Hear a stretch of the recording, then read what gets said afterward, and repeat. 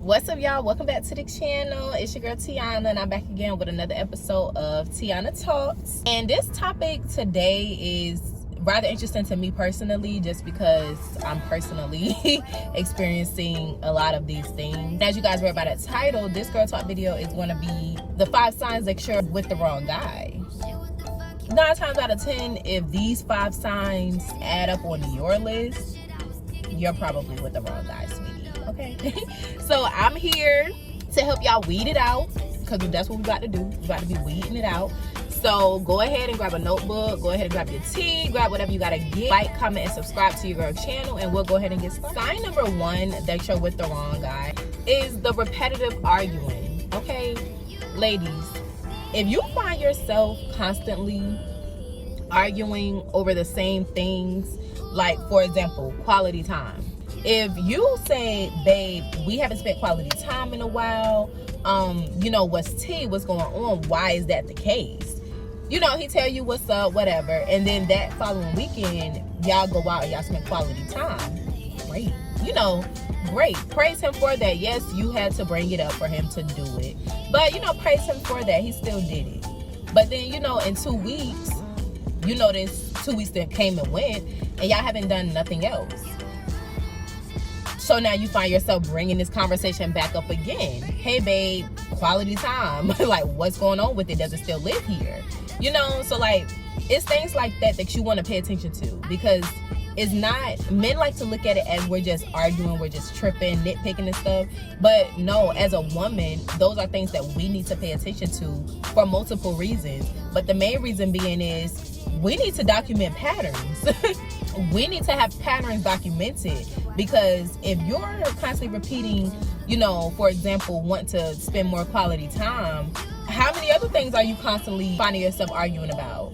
Every relationship isn't perfect, but there are things that you shouldn't settle for. So if quality time, if you're a big family person, if you're family oriented, you value quality time. That's going to go for your family, that's going to go for your friends, that's going to go for your relationship.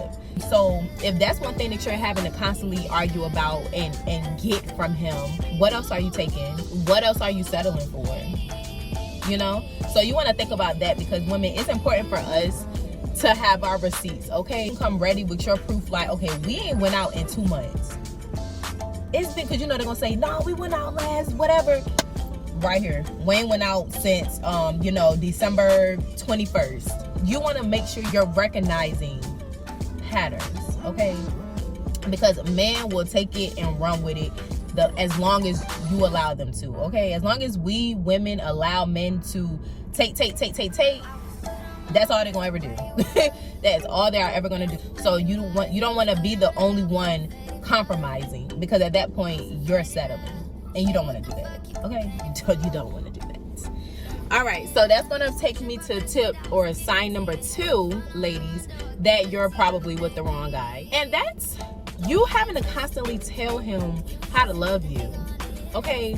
So not only are you having to beg for quality time, but now you find yourself having to remind him how you like to be loved. For example, if you're the type of woman who loves affection, like your love language is affection, it's not that you're clingy, you're not necessarily clingy, but your love language is affection. You love hand holding in public, okay? You would be like damsel in distress, or whatever that dog movie is, where he got the noodle in his mouth on the other side, you got the noodle in your mouth on the other side, and y'all just slurping until y'all kiss.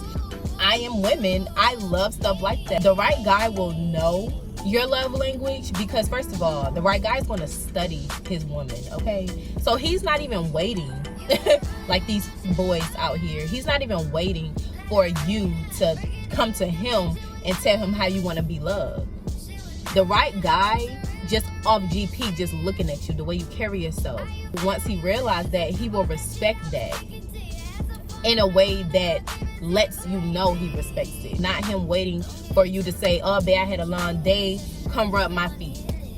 No, as soon as you come in the door, your body language, your gestures, stuff like that, he's paying attention to that. Yeah, he could be on the game, But he's paying attention to that. And I'm pretty sure 9 times out of 10, the right guy is going to be off of that game within the next 10, 15 minutes to rub you down, to soothe you, to relax you, because he knows you've had a long day. And now he just wants to sit there and listen to you. Sit there and listen to why you had a long day. You know, who got you fucked up at work. The right guy will automatically know your love language without you telling him. It don't matter what it is. The way somebody wants to be loved is the way they want to be loved, period. It's someone out there for everybody. So if the way you want to be loved is a little too much for him, that's fine.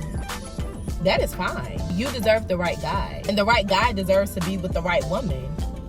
So, yeah. All right, y'all.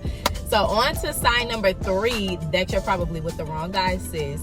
He shows no true interest in decision making. That is very annoying. If you are with someone, you have hopes to build with this person, right? Right.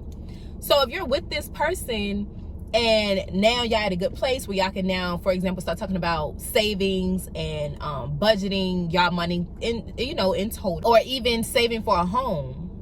And it's just like, all right, babe, we need to, you know, buckle down, start saving for our home. We need to get our savings together. We need to do this. We need to get our credit report pulled to see what we need to work on. We need to start being in charge of our transactions for the next couple of years, this, that, and the third. How do you feel about this? Simple question. How do you feel about this? And it's just like, I mean, okay. All right. Huh? All right. You know, like, y'all, it's so crazy. I'm so weak. Okay, let me stop. If you are with someone who has no input, no serious, concrete, solidified input into decision making, you're with the wrong guy. Guys like to use, oh, it don't matter to me. You could do all the decorations. You could do this. That's a woman's job. This, that, and the third. No. If we're talking about buying a home, building, finances, saving, a family, future goals, entrepreneurship, if we're together, all of that is a part of the relationship, naturally, because that's what each of us is bringing. If it comes down to making big decisions, if you're not getting that feedback, boo, throw him out. Throw him out the window. It's not matching. It's not matching. And that only starts the pattern of you being the sole proprietor in your relationship. And granted, relationships aren't 50-50, but they sure as hell should be close. Even as simple as weekend plans. You know, babe, what are we doing this weekend? I don't know. The next weekend come around. Babe, what are we doing this weekend? I'm just chilling. I had a long day at work. Okay. The third weekend come around. Babe, let's go do something. I'm tired. I don't want to do nothing. I don't know what to do today. Next thing you know, it's been a whole month and y'all ain't did shit. Nothing together. Not even took a stroll in the park. You know what I mean? It doesn't have to cost. That's a big red flag, ladies. The right guy will always have a plan for you. And that's on period. Okay. So let's move on to sign number 4, ladies, that you're probably with the wrong guy. Okay. There's no spontaneity. There's nothing going on. Okay. There's no dating going on, little romance, if any. It's just like, okay, babe, I'm about to go to bed. All right, I'll be in there, and that's it. You know, it's like no real show of love and affection. You're with the wrong guy. Okay, if a man stops showing you romance, if he stops being spontaneous, if he just kind of cuts things in half for no known visible reason, you're with the wrong guy. Because first of all, the right guy isn't just going to do that. Okay, if he just flipped the switch like that, birthdays, if no real effort is given into your birthday, he's not making it special. Like, someone can do something, like, you know, someone can do something, but a person, especially a woman, if it's love involved, a woman can feel if this was made specially for her versus just kind of checking a block that I did this for you. I got you a room. We did this. But it's like, okay, but inside that room, it was nothing. You didn't make it special for me. You know what I mean? Guys will play on you like that, ladies. Okay, first of all, let me just throw this out there. They will make it seem like they did just above and beyond for you. For example, you took me to this nice restaurant. You ain't had a waiter or waitress come out and sing happy birthday to me. I didn't get, a rose with my champagne. There was no a section set up for us. There was no reservations. You barely came dressed to match how I'm dressed. Guys will try to sell you. Guys will manipulate you into thinking you're ungrateful for not fully appreciating that. And it's like, how old are we? I thought we were grown. I thought we had time to make things special for one another. Prioritizing what is important to you is up to you. If you meet a guy and he just don't have time for you, you're not a priority. If you're with the guy and he doesn't make time for you, you're not a priority anymore. Ladies, don't settle, okay? Don't settle for that. If there's no romance, no affection, or any prioritizing with you in his life of y'all together, it may be a done deal. It may be a done deal. Like, it just may be a done deal. So, all right. So let's move on to the fifth and final tip, or fifth and final sign that you're probably with the wrong guy, ladies. And that is, he hardly starts conversations and doesn't do unless he's prompted to. This is a huge red flag, okay? Whether you first meet him or whether y'all already been in a relationship, if he gets to a point where he's hardly starting conversation, and then when you ask him, like, you don't talk that much, because some people just don't. But at the same time, even the introverts have things to talk about. If his excuse is just, I don't have nothing to say, nothing to talk about, first of all, that could mean a couple of things. It could mean y'all not doing enough together, because new conversations come from new experiences, new situations, new environments, new people, new adventures. So if you are in a relationship, current situation, and the excuse is, I ain't got nothing to talk about, every time you turn around it's kind of like that, y'all probably not doing much together anymore. Also, if you find yourself noticing that, for example, he doesn't clean up the house without you telling him to, that's a red flag. Because first of all, that's given very much, you don't care about your living space. You don't care about the sanitation of where you lay your head. You know what I mean? So it's given very much not clean. What else?